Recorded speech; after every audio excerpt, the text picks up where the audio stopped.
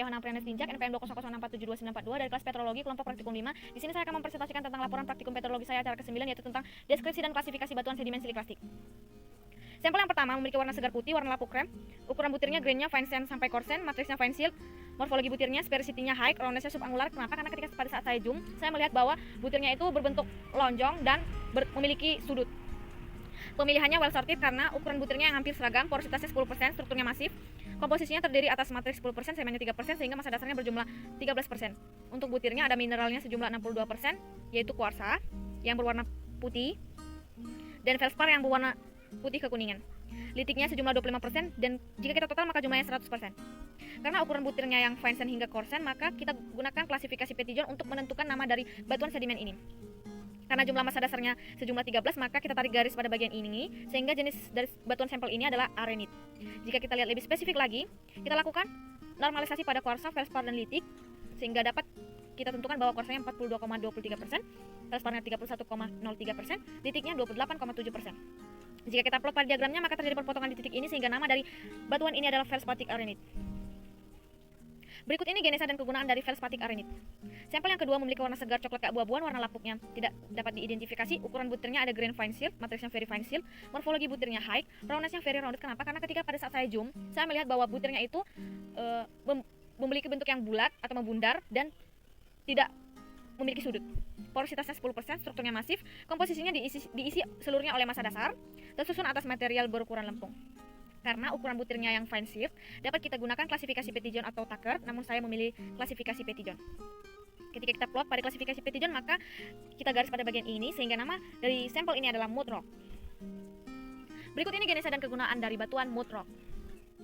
Sampel yang ketiga memiliki warna segar merah kecoklatan, warna lapuk kuning, ukuran butirnya grainnya fine sand sampai medium sand, matriksnya medium silt, morfologi butirnya sphericity-nya high, roundness-nya rounded. Kenapa? Karena ketika pada saat saya zoom, saya melihat bahwa ukuran butirnya itu memiliki bentuk yang bulat dan tidak memiliki sudut, tidak bersudut.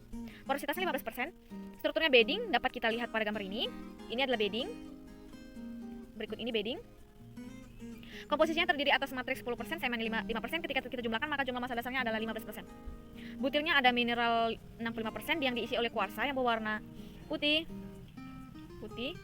dan feldspar yang berwarna coklat kemerahan sejumlah 40%. Litiknya ada 20%, sehingga bila kita total maka jumlahnya 100%. Karena ukuran butirnya yang fine sand sampai medium sand, maka kita gunakan klasifikasi Petitjohn untuk menentukan nama dari sampel ini. Karena massa dasarnya berjumlah 15%, maka kita tarik garis pada bagian ini, sehingga kemungkinan besar jenis dari sampel ini adalah weak. Bila kita lihat lebih spesifik lagi dan kita lakukan normalisasi pada kuarsa, feldspar, dan litik, maka dapat kita hasilkan kuarsanya 29,41%, feldsparnya 47,05%, litiknya 23,52%. Kita plot pada diagramnya, maka terjadi perpotongan di titik ini, sehingga namanya adalah feldspatic weak.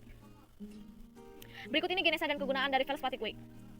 Sampel yang keempat memiliki warna segar abu-abu kehitaman, warna lapuk putih kekuningan, ukuran butirnya grainnya granul, matriksnya coarse sand, morfologi butir sphericity high, roundness-nya poorly rounded. Karena ketika pada saat saya zoom, saya lihat bahwa butirnya itu membundar, namun masih memiliki bentuk yang agak-agak kurang bundar, kurang smooth, kurang halus bundarnya begitu. Porositasnya 10, pemilihannya moderated sorted, porositasnya 10%, strukturnya masif, terdiri atas matriks 20% dan semen 10%. Jika dijumlah maka 30%, butirnya ada mineralnya 40% yang diisi oleh kuarsa yang berwarna abu-abu ini. Dan yang berwarna kekuningan ini adalah plagioklas feldspar sejumlah 15%. Litiknya 30%, totalnya ada 100%. Karena ukuran butirnya granul, maka kita dapat menggunakan klasifikasi Raymond atau box, namun saya lebih memilih menggunakan klasifikasi Raymond. Jika kita plot pada klasifikasi Raymond, maka dia karena termasuk rounded dan memiliki komposisi yang bervariasi karena adanya mineral kuarsa, feldspar, dan ada litik, sehingga nama dari batuan ini adalah polimik konglomerat. Berikut ini genesa dan kegunaan dari polimik konglomerat. Sampel yang kelima memiliki warna segar coklat keabu-abuan, warna lapuknya tidak dapat saya identifikasi, ukuran butirnya grainnya very fine silt, matriksnya clay, morfologi butirnya sphericity-nya high, dan roundness-nya very rounded. Karena ketika pada saat saya zoom, saya melihat bahwa butirnya itu memiliki bentuk yang membundar dan tidak bersudut. Pemilihannya very well sorted karena ukuran butirnya yang sangat seragam, porositasnya 10%, strukturnya biogenic. Dapat kita lihat pada ini seperti bekas-bekas jejak dari makhluk biologi, dari makhluk hidup maksudnya. Komposisinya tersusun atas massa dasar 100%, di mana massa dasarnya itu adalah material yang berukuran lempung. Karena ukuran butirnya very fine seal, maka dapat kita gunakan klasifikasi Petitjon atau Tucker, namun saya lebih memilih menggunakan klasifikasi Petitjon. Jika kita plot, maka kita dapat melihat garisnya berada di sini, sehingga nama dari sampel ini adalah mutrock. Berikut ini genesa dan kegunaan dari mutrock. Sampel yang keenam memiliki warna segar abu-abu kehitaman, warna lapuknya tidak dapat saya identifikasi. Ukuran butirnya, grainnya ada coarse seal, matriksnya fine seal, morfologi butir spesifitinya high dan roundnessnya very rounded karena bentuk butirnya yang membundar dan tidak bersudut. Pemilihannya well sorted karena ukuran butirnya yang baik, porositasnya 10%, strukturnya masif. Komposisinya diisi seluruhnya oleh massa dasar 100% dan tersusun atas material berukuran lempung. Karena ukuran butirnya yang coarse seal, maka dapat kita gunakan klasifikasi Petitjon. Jika kita plot, maka kita dapat memberi garis pada bagian ini sehingga namanya adalah mutrock. Berikut ini genesa dan kegunaan mutrock. Sampel yang ketujuh memiliki warna segar putih keabu-abuan, warna lapuknya tidak dapat saya identifikasi. Ukuran butir, grainnya cobble, matriksnya very coarse sand, morfologinya spesifitinya low dan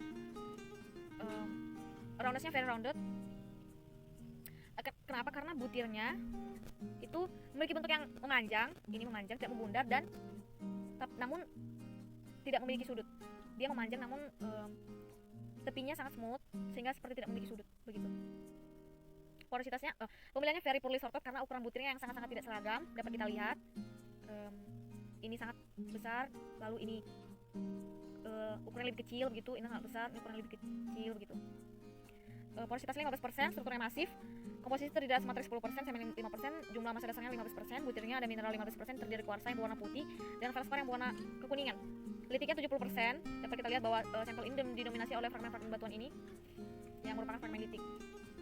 Total dari komposisinya 100%. Karena ukuran butirnya cobble, maka dapat kita gunakan klasifikasi oleh Raymond atau box. Namun saya lebih memilih menggunakan klasifikasi Raymond.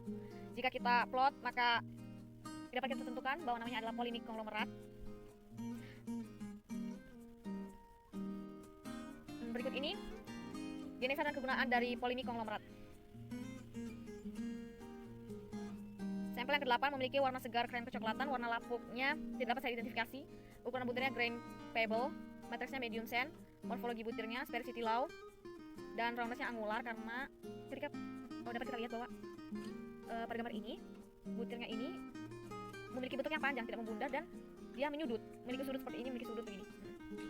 Pemilihannya very poorly sorted karena ukuran butirnya sangat tidak seragam. Bisa kita lihat ini sangat besar, lalu kemudian ini kecil, begitu. Strukturnya masif, komposisinya terdiri atas matriks 15%, semen 5% sehingga jumlah massa dasarnya adalah 20%. Butir mineralnya 20%, terdiri atas kuarsa yang berwarna putih. Ini yang berwarna putih adalah kuarsa. Felspar yang berwarna kekuningan dan yang kecoklatan ini.